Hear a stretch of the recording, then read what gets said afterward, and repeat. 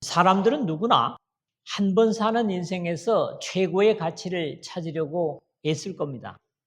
오늘 45절에 또 천국은 마치 좋은 진주를 구하는 장사와 같으니, 그런데 천국이야말로 인생이 만나야 할 최고의 가치요, 인생의 최고의 가치라고 감히 말할 수 있습니다. 그러므로 천국을 보지 못하고 세상을 떠나는 것은 비극이라고 저는 말하고 싶습니다. 그럼에도 천국의 백성이라고 하는 대부분의 사람들은 이 천국을 제대로 맛도 보지 못하고 세상을 하직하는 것 같습니다. 교회 속에 예배하고 앉아있는 사람들이 아직 천국을 맛보지 못하고 그냥 죽어 천국 갈 것이라고 하는 착각 속에서 인생을 보내는 안타까움도 볼 수 있습니다. 왜냐하면 참으로 천국을 맛보았다면 하지 못할 일이나 살지 말아야 될 삶을 곧잘 살고 있기 때문에 제가 이런 말씀을 드리는 겁니다. 오늘 이 말씀 전에 우리 스스로를 자문해 볼 필요가 있습니다. 나는 참으로 천국을 맛보았고 천국을 누리고 있는가? 이 말씀이 끝날 즈음에는 여러분들 여기에 대한 해답을 분명히 가질 수 있기를 바랍니다. 우리 주 예수 그리스도께서는 마태복음 13장의 천국을 비유 말씀하시면서 씨 뿌리는 네 종류의 토양, 그리고 알곡과 가라지를 비유하신 후에 31절 이후부터는 비유를 설명하시는 경우를 제외하고는 한결같은 표현이 천국은 마치, 천국은 마치, 천국은 마치라는 표현을 사용하고 계십니다. 왜 천국의 주인이신 주님께서 그러셨을까? 그것은 두말할 필요가 없이 어떤 경우에도 우리가 이 육신을 입고 있는 한, 이 세상에 있는 한은 완벽한 천국을 맛볼 수 없기 때문입니다. 마치 호모이오스, 그런 그리스어인데 같은, 닮은, 유사한, 천국과 같은, 천국과 유사한, 천국과 닮은 이런 것들로서 주님이 말씀을 하시는 표현을 사용하신 겁니다. 그럼에도 이 세상에서 천국을 맛본 사람들은 오늘 본문의 비유의 내용처럼 그 천국에 완전히 자신의 모든 것을 투자했음을 봅니다. 가장 대표적인 사람이 사울이었던 바울일 것입니다. 그의 이 세상에서이지만 천국의 가치를 고백하는 내용이 몇몇 서신들에 나타나지만 가장 대표적인 내용이 빌립보서 3장입니다. 그의 현 세상에서 가졌던 귀중한 가치가 3장 4절에서 6절에 표현됐다면 7절에서 9절은 천국을 가진 비교의 극단적인 표현이 유대 사회에서의 최고의 가치로 여기고 자랑하는 모든 것을 잃어버리고 배설물로 여긴다는 표현을 봅니다. 배설물, 스퀴발라, 개에게 던지는 음식 찌꺼기 또는 쓰레기, 심지어 똥이라고 해석해도 합당한 말씀입니다. 그러므로 자기의 가장 귀했던 것들을 이렇게 배설물처럼 버린다고 하는 것은 결코 그의 허튼 소리가 아님을 실감할 수 있습니다. 바울은 그렇게 고백하고 그 고백에 따른 삶을 사는 것을 보면 그러한 이야기가 신앙 안의 사람들을 유인하기 위한 미끼가 아니라 진실이었음을 확인할 수 있습니다. 생각만 해도 웃음이 저절로 나오는, 남들이 보기에 미친 사람이라고 할 정도로 감격할 수밖에 없는 것이 하나님의 나라 천국을 가진 삶의 모습입니다. 이것을 사람들에게 주시기 위해서 하나님의 아들이 사람이 되셔서 이 땅에 오시고 천국에 들어가는 것에 걸림돌인 죄의 문제를 자신의 십자가로 해결해 주셨습니다. 우리는 어렵고 힘들 때마다 내가 천국을 가진 것이 얼마나 다행인가 라는 감격을 경험하곤 해야 할 겁니다. 따라서 우리는 당연히 예수님에 대해서 감격을 할 수 있습니다. 예수께서 대답하여 가라사대 진실로 진실로 너에게 이르노니 사람이 거듭나지 아니하면 하나님 나라를 볼 수 없느니라. 요한복음 3장 3절에 하셨는데 거듭나지 아니하면 천국이 보이지도 않는다. 근데 우리가 하나님 나라를 볼 수 있다면 그것이 얼마나 감사한 겁니까? 때문에 예수님이 아니셨다면, 거듭나지 아니했다면 내 인생의 가치를 어디서 찾았을까? 물론 많이 세상에서 성공한 사람들은 그러지 않을 수도 있겠지만은 천국을 어떻게 내가 볼 수 있었을까? 우리는 감사하게 됩니다. 하늘나라는 밭에 숨겨놓은 보물과 같다. 누구나 천국의 가치를 안다면 왜 예수님을 영접하지 않겠습니까? 기록된 바 하나님이 자기를 사랑하는 자들을 위하여 예비하신 모든 것은 눈으로 보지 못하고 귀로 듣지 못하고 사람의 마음으로도 생각지 못하였다 함과 같으니라. 고린도전서 2장 9절에 이 천국을 가진 바울이 하고 있는 고백입니다. 오늘도 크게 세 부분으로 나눠서 생각을 하겠는데 우리의 인격적인 부분에서 천국을 소화하는 것으로 다룰까 합니다. 그래서 지정의라고 그러죠. 이 순서를 약간 바꿨습니다. 그래서 첫 번째는 귀중성을 발견한 사람에게 천국은 가치가 있습니다. 이걸 두 제목으로 생각하겠는데 천국이라는 보화가 이 세상의 어떤 것과도 비교할 수 없는 귀중성을 아는 것이 먼저입니다. 이것은 적어도 하나님을 아는 것과 함께 이해할 수 있죠.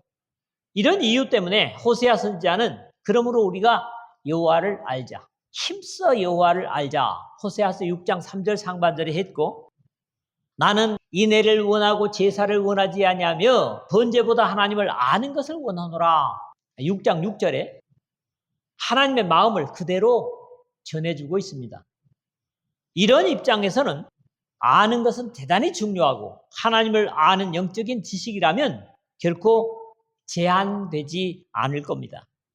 인생들은 사람들을 향한 하나님의 사랑을 알지 못하고 그의 백성들을 위해 준비하신 영광을 알지 못하기 때문에 오히려 사라지고 없어질 땅의 것들만을 더 알고자 하는 안타까움을 봅니다. 천국은 마치 밭에 감추인 보화와 같으니 사람이 이를 발견한 후 44절이겠죠. 극히 값진 진주 하나를 발견함에 46절이겠습니다. 천국은 열어놨어도 우리 주님께서 진실로 내게 이르노니 사람이 거듭나지 아니하면 하나님의 나라를 볼 수 없느니라 하신 것처럼 사람에게 감춰진 보물입니다. 보물의 가치를 알기만 한다면 그것을 자신의 것으로 가지고 싶지 않은 사람은 아마 없을 겁니다. 그것도 공짜로 말이죠. 그럼에도 역사의 밭에 세상의 밭에 감춰진 것처럼 존재하는 천국은 그런 이유에서 모든 사람의 것이 아닐 수도 있겠습니다. 먼저는 발견하는 것이 중요하겠죠. 사실 발견해도 자신의 것이 아까워서 그 천국을 사지 못하는 청년도 있습니다. 마태복음 19장 22절에 보면 그 청년이 재물이 많음으로 이 말씀을 듣고 근심하며 가니라. 예수님께서는 영혼에 대한 해결책을 주셨음에도 불구하고 그 해결책을 행하며 살 것인데 근심하며 돌아가는 그런 안타까움을 볼 수 있습니다. 이러한 말씀들의 배후에는 진리를 목말라 하는 갈증이 애절하게 묻어 있는 것을 느끼게 됩니다. 하나님이여 사슴이 시냇물을 찾기에 갈급함같이 내 영혼이 주를 찾기에 갈급하니이다. 시편 42편 1절인데요. 이런 시편 기자의 고백처럼 인생의 진정한 가치를 찾으려는 영혼의 갈증을 가지고 간절히 그것을 사모하는 인생들이 영혼의 고독과 절망을 가지고 예수 그리스도를 만날 때 비로소 최고의 가치를 발견케 되는 겁니다. 보석의 가치를 모르면 보석을 지닐 자격이 없고 천국의 귀중성을 알지 못하는 사람에게는 하나님이나 예수님이나 성령님이나 십자가는 다 거추장스러운 것들에 지나지 않는 겁니다. 그래서 주님께서는 거룩한 것을 개에게 주지 말며 너희 진주를 돼지 앞에 던지지 말라. 저희가 그것을 발로 밟고 돌이켜 너희를 찢어 상할까 염려하라. 마태복음 7장 6절에 말씀을 하셨는데 가치를 알지 못하는 짐승과 같은 대상에게 보물이 보물일 수 없기 때문입니다. 개나 돼지에게는 이 보화보다는 고기 한 덩어리가 더 가치가 있을 것이기 때문이죠. 최고로 맛있다는 맛집의 고기 한 덩어리가 천국보다 귀하게 여겨진다면 그것은 하나님의 나라에 있다고 할 수 없을 겁니다. 바울 사도는 십자가의 도가 멸망하는 자들에게는 미련한 것이요 구원을 얻는 우리에게는 하나님의 능력이라고 고린도전서 1장 18절에 감격을 선언하게 되었던 겁니다. 보화의 가치를 분명히 안다면 어떤 인생의 가치를 치르더라도 자신의 것으로 만들고자 자신의 소유를 다 투자해서라도 자신의 재산으로 삼으려 할 것입니다. 여기 보화라는 의미가 뭐냐 하면 대사우로스 보물상자, 금고, 곡간, 창고, 보물, 또 요즘 표현이라면 보석 또는 금괴 이런 것들을 대사우로스라고 할 수 있습니다. 이 제목에서 두 번째로는 그럼에도 이 천국은 자기와의 흥정에 이겨야만 가질 수 있습니다. 44절에 돌아가서 또 46절에 가서라는 표현을 봅니다. 하나님의 나라의 흥정은 하나님과의 흥정은 더 이상 필요치 않습니다. 우리 주님께서는 이미 사람들에게 열어놓으신 천국이기 때문에 세례 요한의 때부터 지금까지 천국은 침노를 당하나니 침노하는 자는 빼앗느니라. 마태복음 11장 12절에 신비한 말씀을 주님께서 하셨습니다. 자신의 영역을 침노당하기를 원하는 왕이나 국민은 적어도 이 땅에서 없을 겁니다. 그렇다면 이미 하나님과의 천국 보화의 흥정은 더 이상 필요치 않습니다.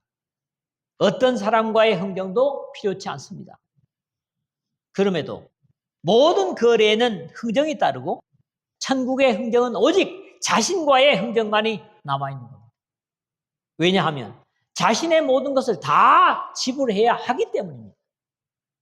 하나님께서 사람들에게 이 천국을 허락하시기 위하여 자신의 가장 귀한 가치인 독생자까지 지불하셨기 때문에 하나님께는 더 이상의 소비할 것이 없으십니다. 이런 입장에서 남은 흥정은 오로지 자신과의 투쟁이 남아있을 뿐입니다. 나의 것을 다 지불하느냐 마느냐. 누구나가 예수님 만나면 반드시 겪게 되는 것이 무한하신 영광의 주님과 다시 자신에게로 돌아왔을 때 처절한 삶의 흥정인 겁니다. 밭에 감추인 보화나 극히 값진 진주 하나를 만났다가 돌아와 자신의 가치와 천국의 가치를 두고 저울질을 하는 처절한 인간 실존의 고민과 싸움에서 천국에 비교하여 땅에서의 자신을 무가치한 존재로 흥정이 끝나지 않는다면 자신의 모든 것을 천국의 가치 위에 두게 되고 그러한 사람은 절대로 천국이라는 보화를 자신을 위해서 자신의 모든 것을 포기하지 못할 것이라는 거죠. 아직도 자신의 가치를 천국과 비교하고 있는 사람은 천국을 소유할 자격이 없는 사람입니다. 예수께서 이르시되 손에 쟁기를 잡고 뒤를 돌아보는 자는 하나님 나라에 합당치 아니하리니라. 누가복음 9장 62절에 말씀하셨습니다. 반드시 예수님을 나의 모든 것보다 귀하게 보는 사람만이 바울 사도처럼 또한 모든 것을 해로 여김은 내 주 그리스도 예수를 아는 지식이 가장 고상함을 인함이라. 내가 그를 위하여 모든 것을 잃어버리고 배설물로 여김은 그리스도를 얻고 그 안에서 발견되려 함이니 내가 가진 의는 율법에서 난 것이 아니요 오직 그리스도를 믿음으로 말미암은 것이니 곧 믿음으로 하나님께로서 난 의라. 빌립보서 3장 8절에서 9절에 고백할 수 있는 사람만이 천국 보화를 위하여 목숨도 버릴 수 있을 겁니다. 아직도 흥정을 계속하고 있다면 그런 사람은 천국을 소유할 자격이 없습니다. 이 흥정에서 반드시 천국의 값짐을 확신하는 것으로 흥정을 마무리 지어야만 합니다. 아직도 세상에 있는 자신의 것과 하나님의 나라를 비교하고 저울질하며 머리 굴리고 있다면 이 사람은 천국을 소유할 자격이 없는 겁니다. 과거 수천 년의 역사 속에서 수를 헤아릴 수 없는 사람들로부터 이미 검증된 하나님의 나라를 두고도 아직 갈등이 남아있다면 차라리 포기하는 것이 나을 겁니다. 내가 하나님의 나라를 소유하는 데는 오직 나와의 거래만이 남아있고 이 흥정을 끝내는 것은 빠를수록 좋습니다. 두 번째로는 모든 것을 다 투자해야 하는 겁니다. 이것은 바로 나의 의지가 필요한 거죠. 자기의 소유를 다 팔아 그 밭을 샀느니라 44절이고요. 자기의 소유를 다 팔아 그 진주를 샀느니라 46절입니다. 천국은 나의 어떤 일부분의 재산을 투자하고 얻는 것이 아닙니다. 물질, 지식, 지위, 유무형의 모든 재산을 다 투자하고라야 살 수 있는 겁니다. 결코 어떤 것은 너무나 소중해서 남겨둬야 하는 그런 가치는 천국을 위해 투자하는 데는 적어도 없습니다. 재산을 남겨두고 하나님을 잘 섬긴다고 한 청년에게 마가복음 10장 21절에 예수께서 그를 보시고 사랑하사 가라사대 너에게 오히려 한 가지 부족한 것이 있으니 가서 너의 있는 것을 다 팔아 가난한 자들을 주라. 그리하면 하늘에서 보화가 너에게 있으리라. 그리고 와서 나를 좇으라 하시니 누가복음 18장 22절에도 같이 기록되고 있습니다. 그러나 청년은 나의 재산만은 안 돼 라는 모습으로 돌아가고 맙니다.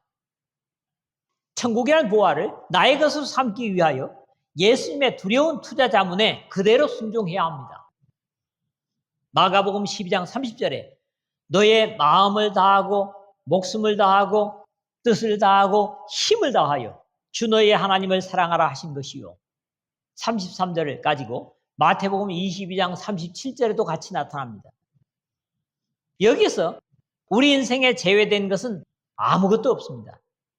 또 사람들은 자신의 투자한 가치만큼이나 그 산 것의 가치를 따집니다. 우리가 천국을 가졌다고 하면서도 거기에 애착을 두지 않는다면 그것은 분명히 나의 모든 것을 투자하지 않았다는 증거가 될 수도 있을 겁니다. 비싼 대가를 치른 사람이라면 내가 그걸 어떻게 산 건데?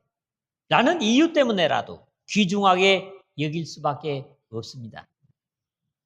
자기 소유를 다 팔아 라고 하는 것은 오늘 나의 지식, 명성, 지위, 학벌, 직장, 가족, 재산, 자녀 어느 것이라도 천국보다 우선순위가 된다면 그 사람은 아직도 그것을 천국을 위해 투자하지 못한 사람이 분명합니다. 만약에 모든 것을 다 투자한 사람이라면 부차적인 세상의 것들이 천국보다 우선순위가 되지 못할 것입니다.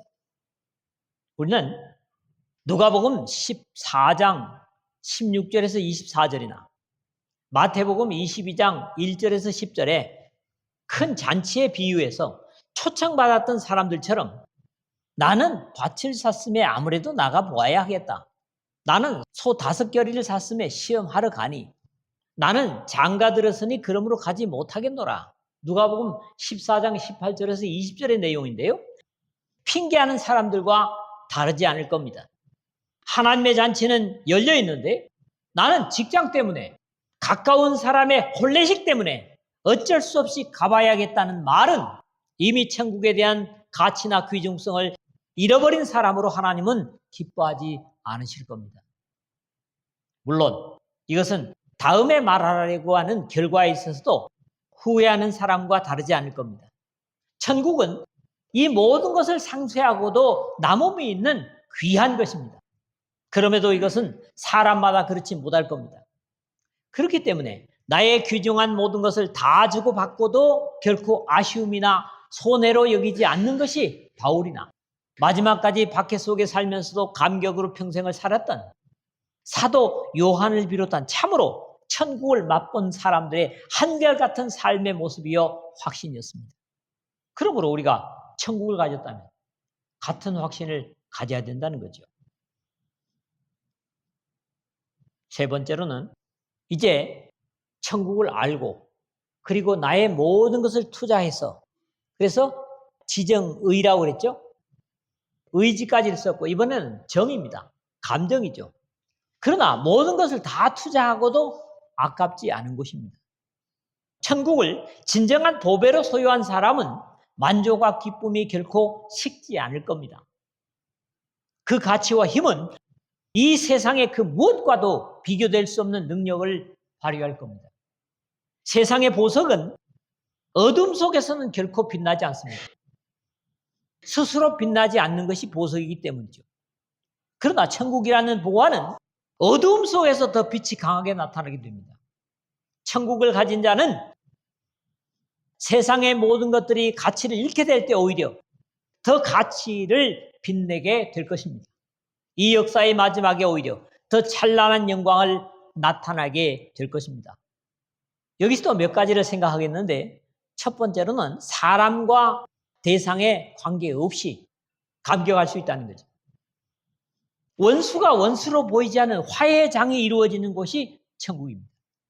하나님은 이사야를 통한 메시아 왕국에 대해서 나의 거룩한 산 모든 곳에서 해됨도 없고 상함도 없을 것이니 이는 물이 바다를 덮음같이 여호와를 아는 지식이 세상에 충만할 것입니다. 이사야서 11장 9절에 절대적 평화의 상태를 약속한 바 있습니다. 바울도 그는 우리의 화평이신지라 둘로 하나를 만드사 중간에 막힌 담을 허시고 원수된 것 곧 의문에 속한 계명의 율법을 자기 육체로 폐하셨으니 이는 이 둘로 자기 안에서 한 세 사람을 지어 화평하게 하시고 또 십자가로 이 둘을 한 몸으로 하나님과 화목하게 하려 하심이라. 원수된 것을 십자가로 소멸하시고. 에베소서 2장 14절에서 16절입니다. 누굴 만나도 예수님의 십자가만 생각하는 감사의 관계, 강도와 도적과 매국노, 또 부정해서 사람들과 함께 있지 못했던 문둥병자 모두가 감사의 원인이 될 뿐인 천국의 포용력을 우리가 보는 겁니다. 두 번째로는 시간과 연령에 관계없습니다. 이 감격은 말이죠. 젊어도 늙어도 소망이 동일한 감사의 사람들, 천국의 시민들입니다. 이 땅에서는 실비보험이나 암보험을 들어둬도 나이가 들거나 죽게 되면 적어도 가족들에게 그 혜택이 돌아갈지는 몰라도 자신에게는 소용이 없게 될 수도 있습니다. 그러나 천국을 소유하고 있는 사람은 나이가 들수록 더 기대가 되고 안정감을 갖는 것은 더 확실하고요. 젊음을 더욱 가치 있게 만드는 건전한 삶이 되기 때문에 오히려 젊음의 때에 천국을 소유하는 것이 더욱 좋습니다. 이런 이유 때문에 최고의 지혜의 사람으로 성경과 세상이 모두 인정하고 있는 솔로몬은 그의 만년에 마지막 때에 너는 청년의 때에 너의 창조주를 기억하라. 전도서 12장 1절 상반절이 당부를 주고 있는 겁니다.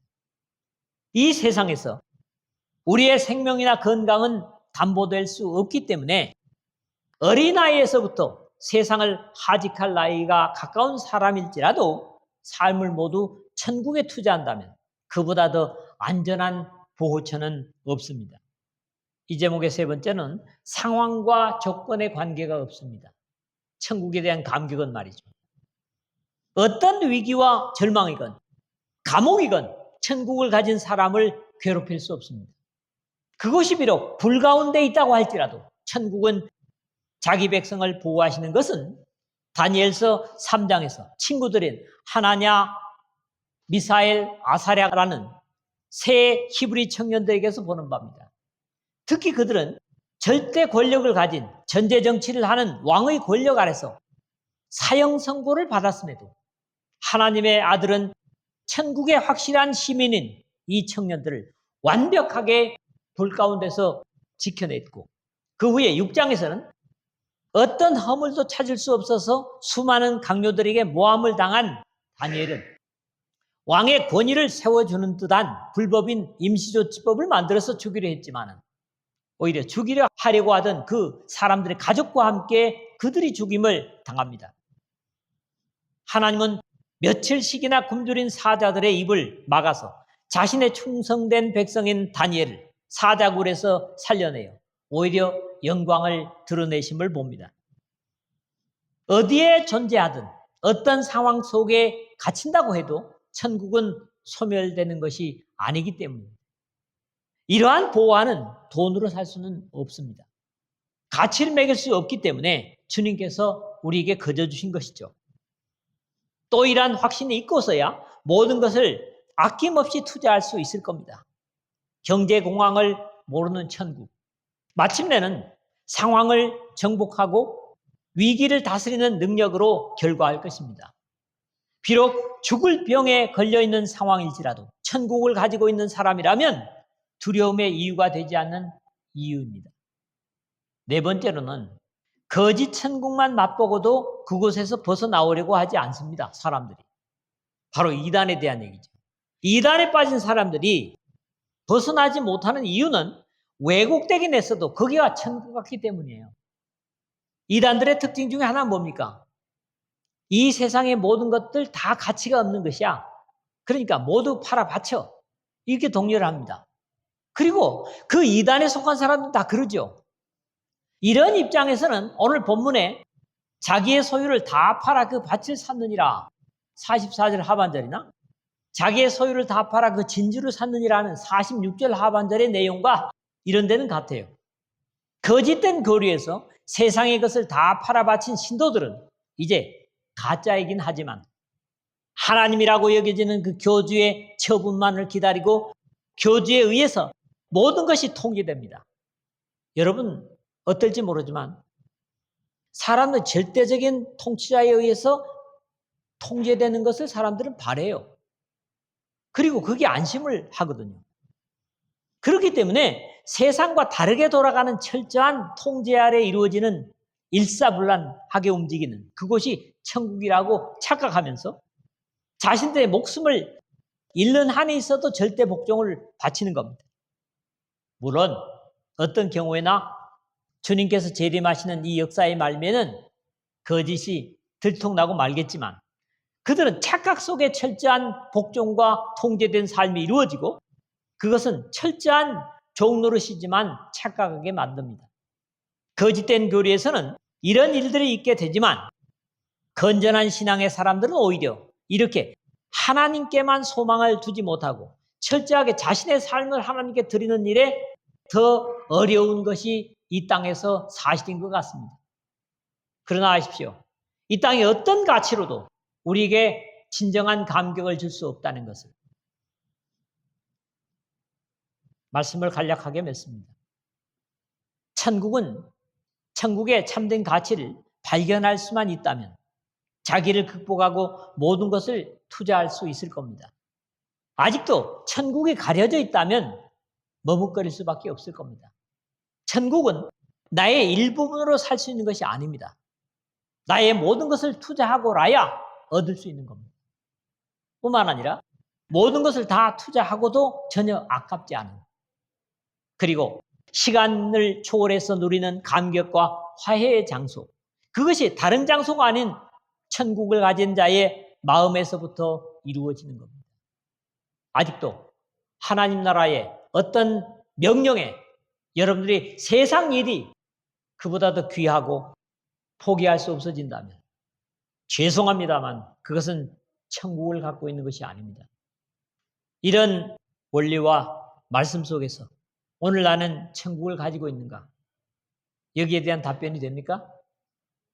답변이 돼야 됩니다. 이왕에 하나님을 알고 섬기고 천국을 가지기를 원한다면 그냥 비교되는 것이 아니라 확실히 가져야 되지 않겠습니까? 예수님이 나의 삶의 이유고 천국이 나의 목표가 되어야 되지 않겠습니까? 그래서 어느 때 천국을 갖고 계십니까? 확인할지라도 그게 아멘이 되는 여러분 모두가 되시기를 주님의 이름으로